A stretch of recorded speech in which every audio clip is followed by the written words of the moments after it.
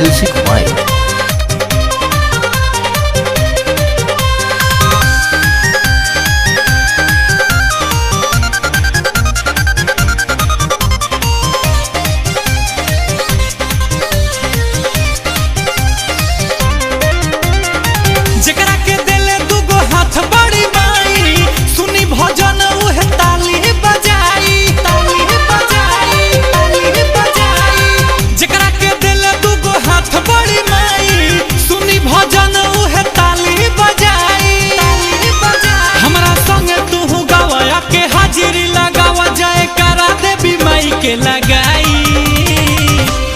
जागरण में आए हुए सभी भक्तों से अनुरोध है कि अगर आपको माता का भजन अच्छा लग रहा है तो कलाकारों का हौसला ताली बजाकर अवश्य बढ़ाएं।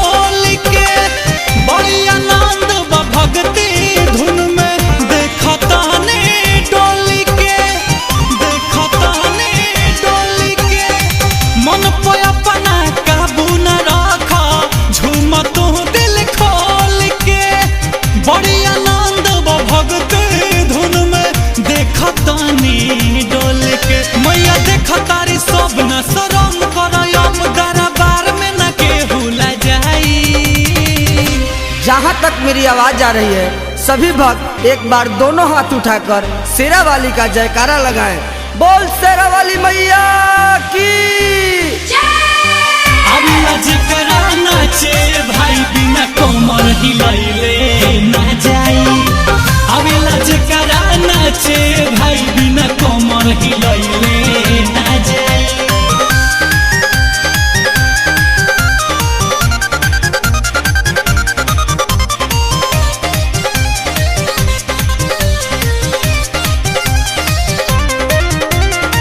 हमारो हौसला ताली बजा के रउआ सभे बढ़ावत रहे। एह साल के भांति हर साल आके भजन हम गावत रहे। हमारो हौसला ताली बजा के रउआ सभे बढ़ावत रहे। एह साल के भांति हर साल आके भजन हम गावत रही। कहे रंजित नितेश याद रही हर में रहत सही बोलावत माई।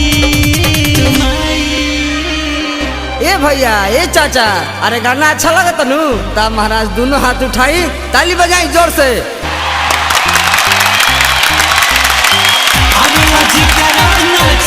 भाई बिना कमर हिलैले ना जाई।